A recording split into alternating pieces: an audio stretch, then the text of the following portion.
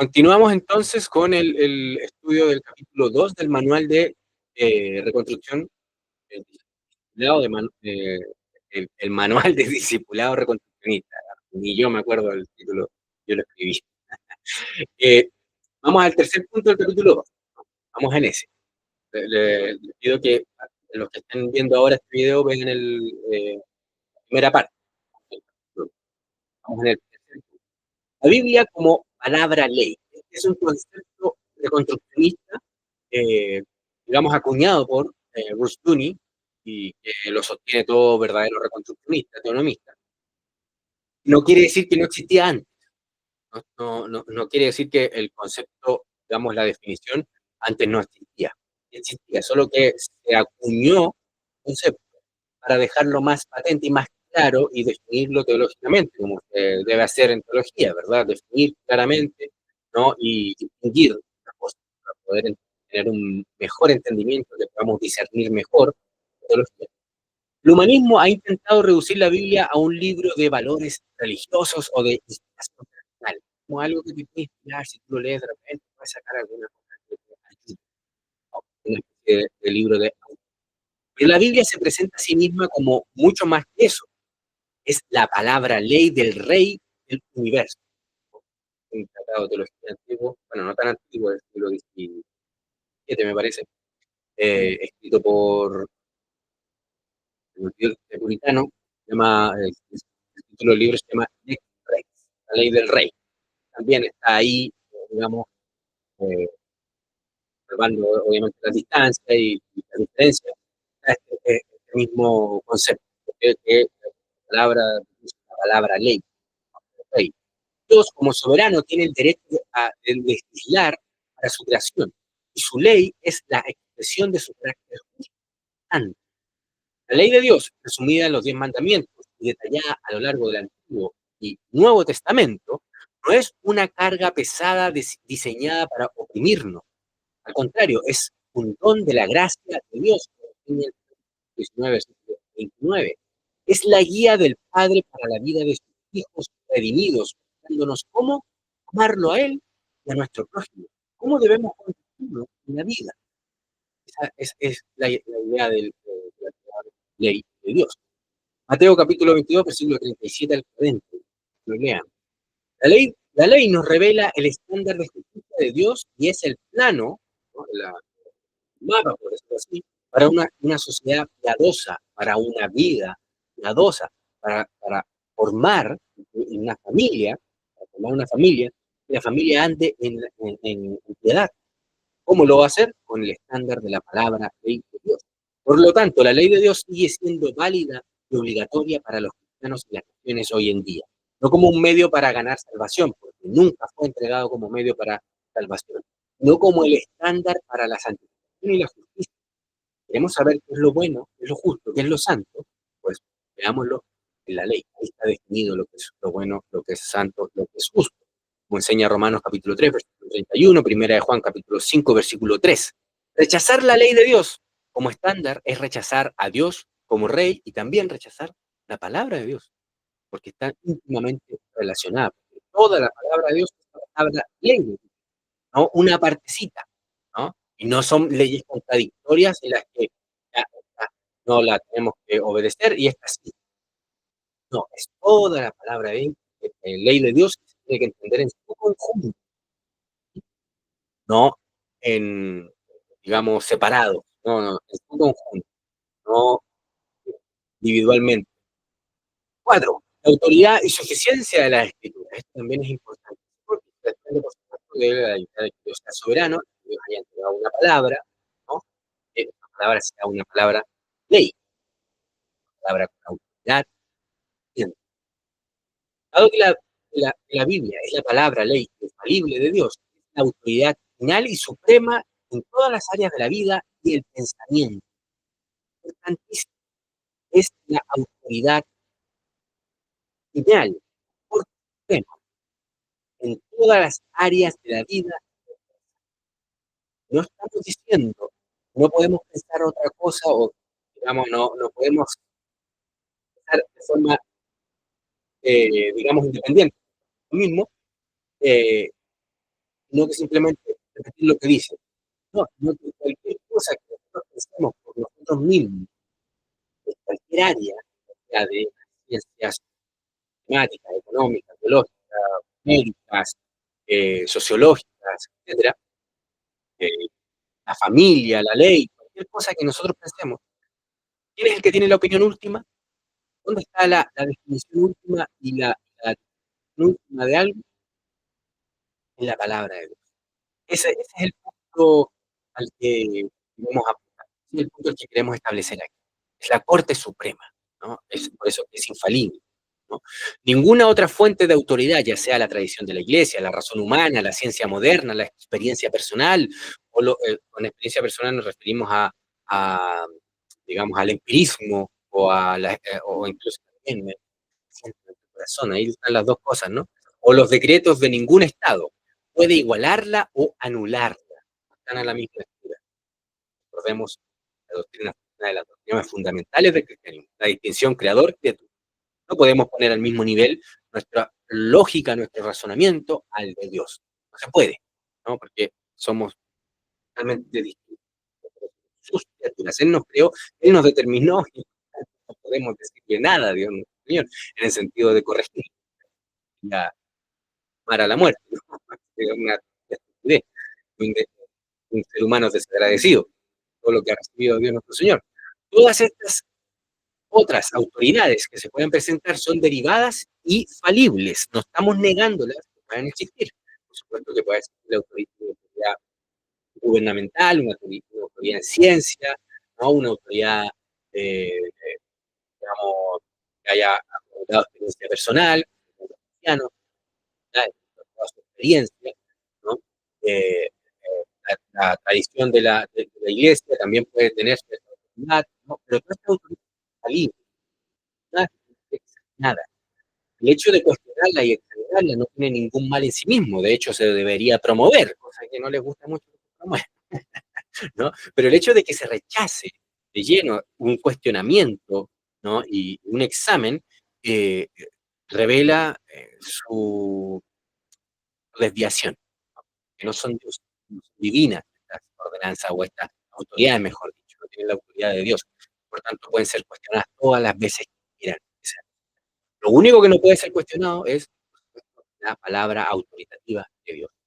En ese sentido, pueden ser todas estas autoridades, pueden existir, pero son derivadas, o sea, quiere decir que no son autónomas, y falibles, pueden fallar, errantes, pueden errar. Pero han demostrado mil millones de veces las que denominan ciencia.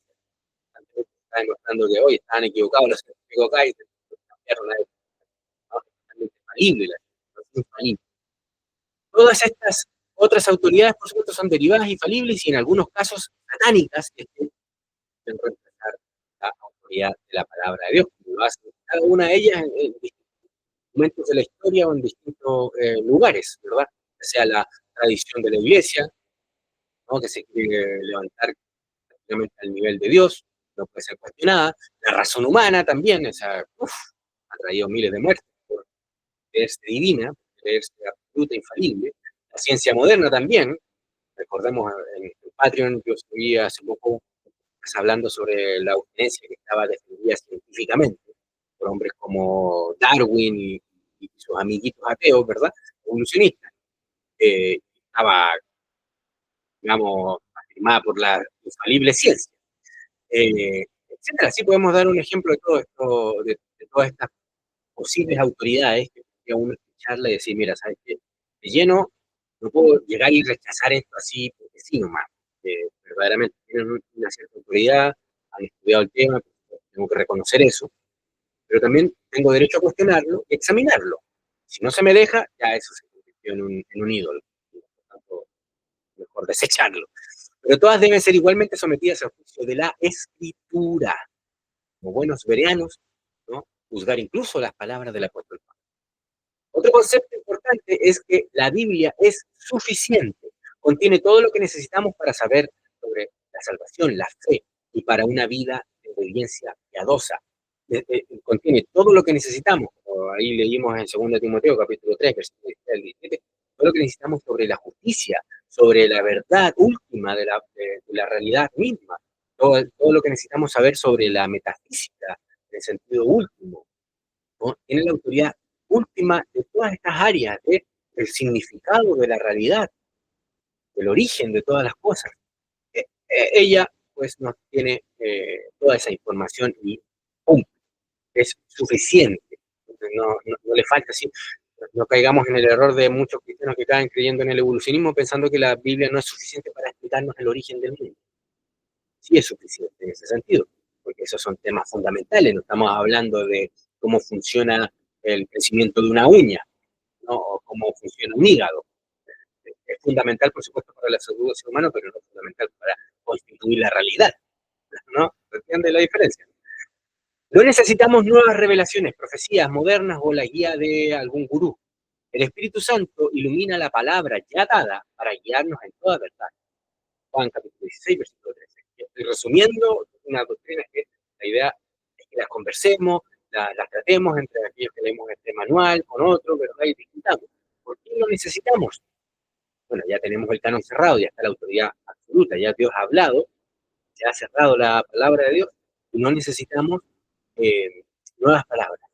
De que sí podamos tener intervenciones divinas, por supuesto que sí, de que sí podamos ser iluminados, por supuesto de que podamos ser incluso guiados por el Espíritu Santo a ciertas acciones o cosas o digamos, en nuestra defensa de la fe, eh, en dar razón de lo que creemos, también podemos ser guiados por el Espíritu Santo y tener el don de profecía, que es el don de enseñar la palabra de Dios y de juzgar el mundo, ¿no? Nuestros tiempos, poder entenderlos y afirmar correctamente hacia dónde van en virtud de entender el principio del pacto y la ley de Dios, pero no de decir que recibí una palabra de Dios y esa la entrego, no, eso ya no es, ya no es. 5. La claridad de la escritura y el sacerdocio de todos los creyentes. Es importantísimo también esta parte, bueno, esta es una de los fundamentos de la reforma y del por qué eh, somos protestantes. Sin esta doctrina no habría habido protestantismo, no habría habido el cisma que hubo en el siglo XVI. Finalmente, es crucial entender que la palabra de Dios es clara y accesible. La idea de que la Biblia es un libro oscuro, reservado para una élite de sacerdotes o teólogos que deben interpretarla para el pueblo, es una noción pagana, no cristiana. Lamentablemente, el protestantismo está cayendo en este paganismo, está negando esta doctrina fundamental del protestantismo, la liberó de las cadenas de Roma, y ya nos están diciendo que sus pequeños clubes, sus pequeños vaticanos, son los únicos que pueden interpretar con los señores que tienen ahí, ¿no? Con los ministros autorizados que tienen ahí, son los únicos que pueden interpretar y enseñar la palabra de Dios, nadie más. Ahí ya están creando nuevos Vaticanos cayendo en el paganismo. Bueno, la iglesia hoy en día protestante está prostituida, eso lamentablemente, eso bueno, hemos tratado eso en otros lugares. Puedes visitar mi página de Patreon para profundizar en ello. La escritura es el documento del pacto de Dios, su testimonio y su ley dirigida a todo su pueblo, no a los pastores para que los pastores nos las expliquen o nos la traduzcan. No. Desde el principio la ley debía ser leída públicamente a todos, incluyendo a hombres, mujeres, niños y extranjeros, para que todos pudieran oír, aprender y obedecer, como nos enseña Deuteronomio capítulo 31, versículo 11 al 13. La Biblia se dirige a cada persona directamente. Los nobles de Berea fueron elogiados no por aceptar ciegamente las enseñanzas apostólicas. Podrían haber dicho, no, el apóstol Pablo y él es apóstol, ciegamente recibamos su palabra. No, ellos la examinaron, la cuestionaron. Obviamente, en términos de la ley de Dios, de la palabra de Dios, no meramente por rebeldía, sino que, a ver, cuidado, dice esto, comprobémoslo con la palabra de Dios. Entonces, fueron elogiados estos bereanos no por aceptar ciegamente la enseñanza católica, sino por escudriñar cada día las escrituras para ver si estas cosas eran ciertas, si eran verdaderas, si eran así. Como nos enseña la misma escritura en Hechos capítulo 17, versículo 11. La misma escritura impulsa, nos llama a que seamos bereanos, no que seamos papistas. La epístola del Nuevo Testamento, o las epístolas, perdón, del Nuevo Testamento, no fueron enviadas a un clero secreto, sino a todos los santos en Cristo Jesús que están en Filipos, con los obispos y diáconos. Fíjense, primero mencionan a los hermanos, a los creyentes, y después a los servidores de esos creyentes, ¿ya? Los obispos y los diáconos, como enseña Filipenses capítulo 1, versículo 1, y así todas las epístolas. Esto se debe a que en Cristo todo creyente es parte de un real sacerdocio. Primera de Pedro capítulo 2, versículo 9, con acceso directo a Dios y a su palabra a través del Espíritu Santo. El creyente que se ha arrepentido y ha nacido de nuevo, ya vamos a hablar de eso en capítulos posteriores, cómo saber de ello, cómo definirlo.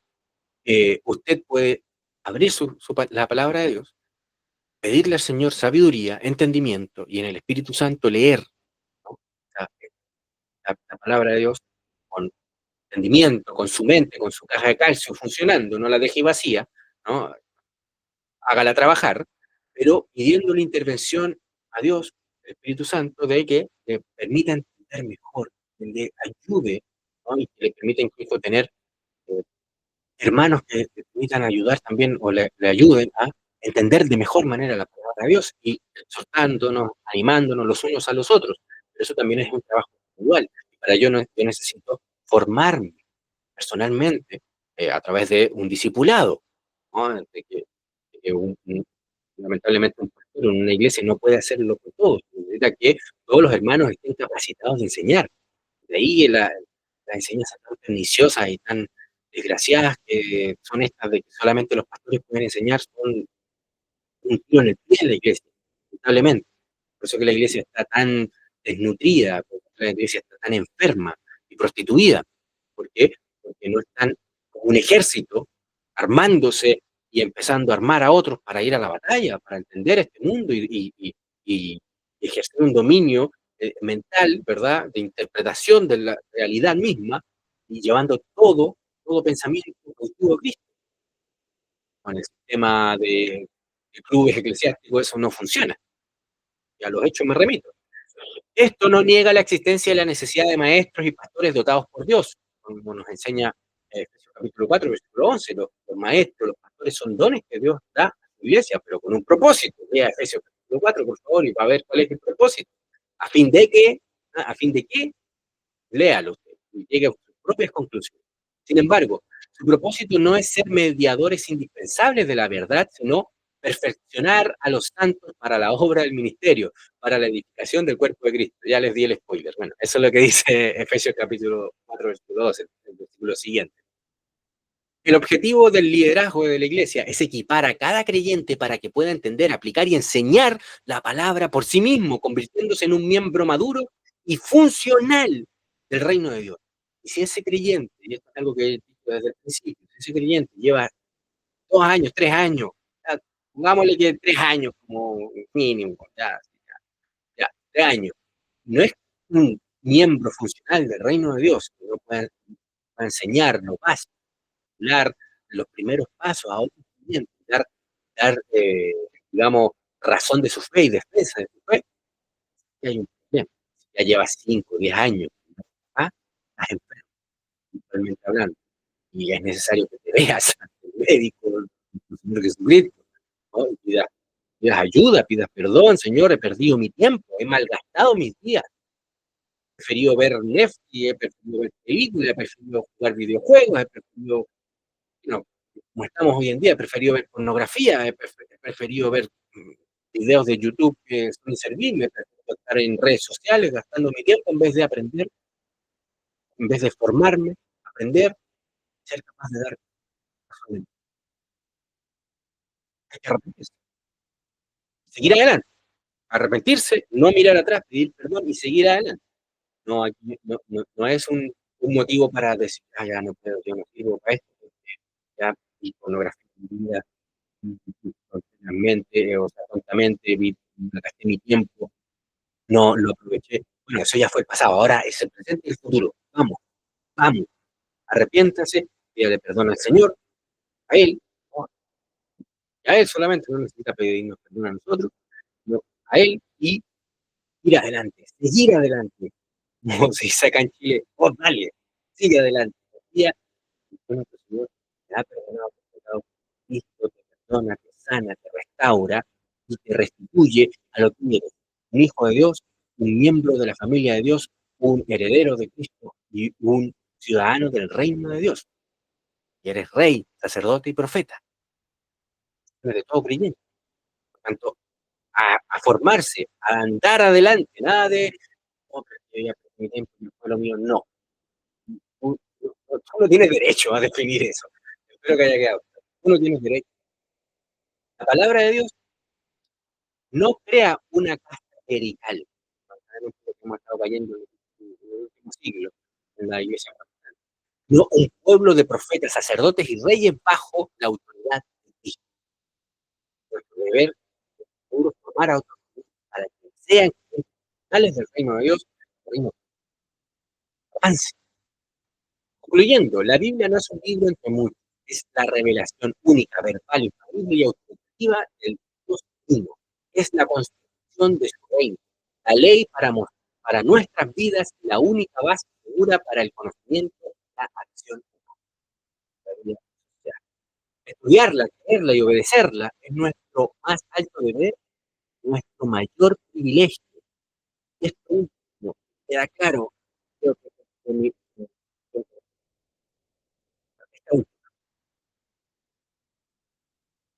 vamos a resaltar. Estudiarla, creerla y obedecerla es nuestro más alto deber, pero al mismo tiempo nuestro mayor y Dios nos ha entregado su palabra. Ahí está, la defensora acá. No es un Dios no nos ha dado solo su palabra, nos ha dado la fuerza, el poder, nos hace entender mejor, pasito a pasito, unos más avanzados que nosotros, ¿verdad? Nosotros vamos más lentos, pero vamos a avanzar.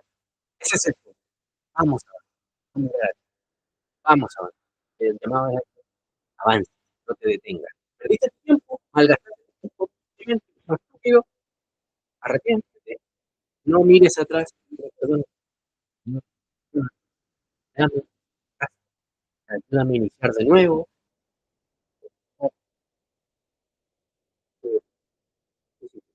Cuéntaselo a eso, ¿no? No necesitas contármelo a mí ni contárselo a nadie, solo a él. Empieza sin miedo, sin andar sintiéndote culpable, porque ya Cristo pagó. No te es suficiente la cruz, entonces a lo mejor no has entendido la cruz y es necesario que estudiemos otros capítulos más adelante para que te quede más. Un abrazo, mi hermano, que Dios te bendiga, porque transforme cada día más. Mío, y mucho. Un abrazo, Dios te bendiga. Chao, chao.